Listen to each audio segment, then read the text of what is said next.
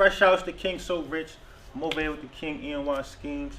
So listen, man, first and foremost, let me shout out MLB Gordo, man, because we was on the phone, we was chopping it up, and he helped me put this interview together.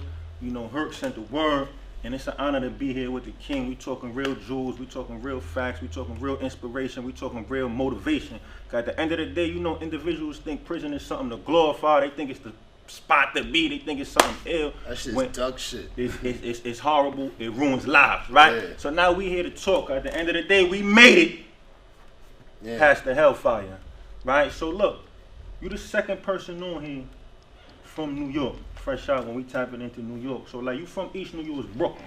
East New York, Brooklyn, right? So like a lot of times we hear about East New York, maybe from different artists or different individuals, right? But can you tell us about the East? What was life like for you growing up in the East? What was your childhood like from a youth to a teenager leading up to when you got incarcerated? You know, East New York is like, niggas already know about East New York, man. At 3 Train, everything, Moolocks, Boulevard, the Bammers, you know what I'm saying? Even Starray City, Sleep City. You know, when shit start getting real over there, shit'll get real, you know what I'm saying? That's why I got locked up. But as far as East New York, I grew up Bus Stop Barbershop right there, Pennsylvania Workman and shit. You know what I'm saying? My uncle was a kingpin back in the day, so he died years ago. But that's a long story. But other than that, that's where I grew up at, so I knew everybody. I got kicked out of school. So when I got kicked out of school, that's how you start knowing niggas and shit. A lot of people think you just gonna know somebody from your hood. A lot of niggas don't even believe they hood. A lot of niggas don't even know nobody. You know what I'm saying? So I started getting kicked out of school, going to 302, 218, Gersh, Starray City School, and that's how it was. You know, you had Crossroads, Sparfield, all these niggas you ended up to. I was a bad kid. Don't get it twisted. I wasn't a good kid. I was a bad kid. And then jail really made me on some G shit. It made me a man because I'd have been dead if I ain't go to jail. Guaranteed facts I was gonna die. I already know that. I'd have been in jail for a long time, for a longer time. I was gonna come home. But I don't want to glorify East New York as being that's the only thing they had. It was wild stuff to do in East New York. Is just that what you choose to do? I chose to do bad shit. I chose to go out there and do whatever I wanted to do. You know what I'm saying? And that wasn't coming because of my household. You know what I'm saying? My household, my mom's is official. So it's the streets. You get out there, them shit's gonna grab you. Like literally, they definitely gonna grab you. You know what I'm saying? Like if you don't know what you're doing, I want to play sports. So you know Starray City is like a sports neighborhood and all that. So I'm playing ball and all that. You know, my peoples is from New Locks, Georgia, you know, Williams and all that. My cousins from New Linden and shit. So that's where like I started chilling out at, and then I started staying in Starray a lot because my mom moved to Starray. So I started getting to school, playing sports, playing basketball and shit. Took a new wave. Blood started hitting me. When I turned blood, I was young, and I started fucking up.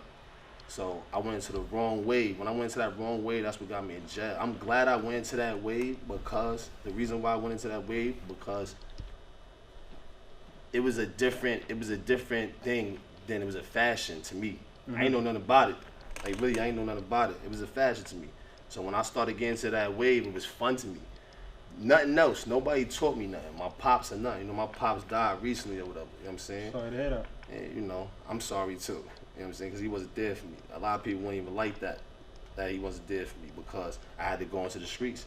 I had to follow behind somebody else. I wasn't a leader. I had people following me. You know what I'm saying? And I wasn't leading them right. I was just telling my mans in the car. A man is a leader, provider, and a protector. If you ain't got them 3 things right there, you can't do nothing. You know what I'm saying? I ain't have none of that. I just had a bunch of dudes with me from my hood. We don't know what we doing. We gonna play ball. We gonna play ball one day. We gonna smoke weed. Then we gonna smoke weed one day. We gonna beat somebody up. We gonna beat somebody up one day. We gonna be fighting. You know what I'm saying? Our moms wasn't there, so I can say everybody ain't really have a real leader in their household. If you had a leader in your household, you'd be going to work or you'd be going to school every day, making sure your books is right, making sure your grades is right. And my mom did it. She couldn't do that a lot. That's why I said she was a man and a father, a man and a mother at the same time. She couldn't be there for me how she wanted to be there for me. You know what I'm saying? I had an older brother. He was in the streets too. So it wasn't no man. So the man had to be there. And I couldn't become a man in the streets by myself following everybody else. I had people following me. You know what I'm saying? So that's why I fucked up that. But why I said that I was glad that I turned blood because it felt like blood was a way that I started following and having people that like brothers, you know what I'm saying? You know, it's crazy how blood can be your brother. Cause real talk, dudes in jail right now is my man. Lord, like, Absolutely. and I met these niggas off of game, like literally. You can meet dudes other ways too and all that, but I felt like when I was younger, if you ain't bang for me, you wasn't my family member. You know what I'm saying? That's how I felt. I felt like if you ain't bleed for me, you wasn't my family member. Anybody could talk to somebody, you know what I'm saying? But I felt like, yo, if you wasn't banging for me, it was ways that I couldn't deal with you. You could deal with other people other ways, you know, business ways and stuff like that. But I felt that that loyalty had to come from blood dripping. That's how I felt, you know what I'm saying? So that's what made me be cool in other neighborhoods and shit. Because it was dudes that felt like me. You know what I'm saying? It was dudes like you. Damn, this dude just jumped out with me in the window and all that. Yo, we cool. And then that's how you know what loyalty is. That's how I felt I know what loyalty was. I ain't know loyalty besides that unless you was riding with me. That's the only thing I know about loyalty. I know about loyalty with my mom's. That's Karen. That's my female. I was the only female in my family. You know what I'm saying? But other than that, females ain't really got too much loyalty for you if it's outside your family. So that's why my brothers is my mans. He's my family. You know what I'm saying? Because they bled for me. I did my bid with me. 13 years. Still farming with you. Still farming me. They still here. One of them set up the interview right now with you. You know what I'm saying? You know, I got 3 that died. Rest in peace. I'd have been dead with them too, but you know, that's why I said the only thing I know about East New York is the loyalty.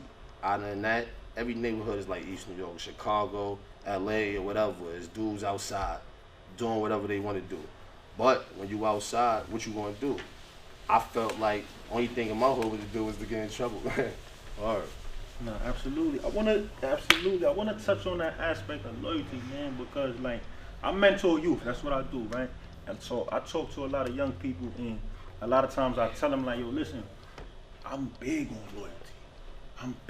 loyalty. However, growing up, I feel like I had a misconception of loyalty. Like my man, like you said, I'm going all the way, right? I went to jail for a situation with my mans, right? But then at the same time, I had a son, right? I had a son, so I fall back and I think about it and I say, yo, like, by being loyal to my mans, I was disloyal to my son, right? Because I brought him into the world, and I'm his father. I'm the one that's supposed to teach him. Like, yo, listen, this is how you become a man, like you said. This is what a leader is. This is what a protector is. This is what a provider is. I'm the one that's supposed to put him to bed. I'm the one that's supposed to take him to school. I'm the one that's supposed to teach him how to look out for people that's fake and people that's real. I'm the one that's supposed to do all these things for him, but I wasn't there.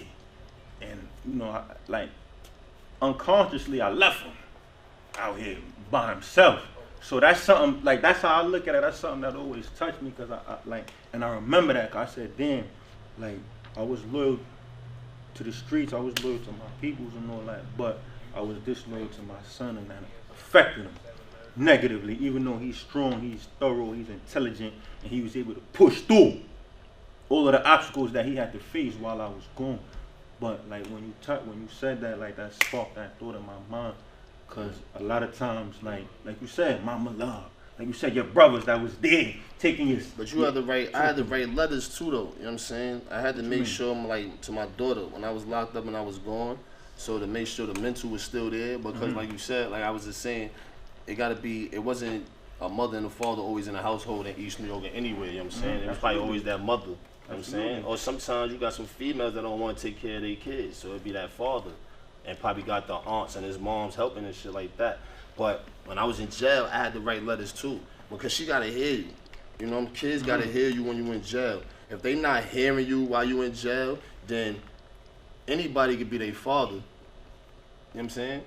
They gotta hear you. They gotta know, and then you gotta come home and show them. You can't just be in jail talking. You gotta come home and show them. So the first thing I did, I made sure, I went to go get my nails done with my daughter, get my toes done with my daughter and shit, and my niece, because my brother been through some bids. So now I'm taking care of a bunch of kids. But other than that, you gotta show the kids that you gonna be there too. I gotta make sure I show my daughter I'm there for her, you know what I'm saying?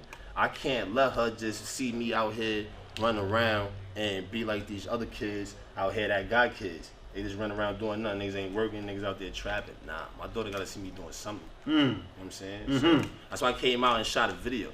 Word, it didn't mean nothing, but I made her know that the support is there and we gonna do something. We gonna make something happen. You know what I'm saying? And I made that in jail. In my head, I said, anytime I speak to my daughter, I'm gonna let her know I'm gonna be there. I'm gonna be there. I'm gonna be there. My daughter used to tell me stuff on the phone that used to hurt my heart. Like she was 3, but she don't know what she's saying. You know, kids don't know what they saying when they're young. Absolutely. So she was on the phone one day, and I said, "Where you about to go, Yaya?" And she said, "I'm going outside." And I said, "You about to go outside?" I said, "You bundled up?" And she said, "What that mean?" I said, "You got your jacket on?" She said, "Oh yeah, I got my jacket on." She said, "You gonna take me outside?" So when she said that, I ain't know what to say. I still had like 10 years left. So I told her I had to come up with something quick. I didn't want her to make me quiet at that age. I said, "Soon, I'm gonna take you outside soon. Go out with mommy right now." But you know what I'm saying? I'm in jail. That shit gonna sit with you. Absolutely. Word. I can't take my daughter outside. I'm sitting there stuck off them words. Nobody don't know what we going through, man. And you can't make it to your seed. That's why you gotta have the support. You gotta have your moms. You gotta have everybody there. If you a dirt bag, you ain't gonna have no support. It's gonna show. Word. It's gonna show. Then you're gonna be asked out, going to court and all that. You know what I'm saying? Back and forth to court for your seeds and shit. Your seed don't know you. Now your seed don't even care about the court shit no more. She wanna go with her aunt or her mom's or her sister, you know what I'm saying? No, absolutely, man. Absolutely.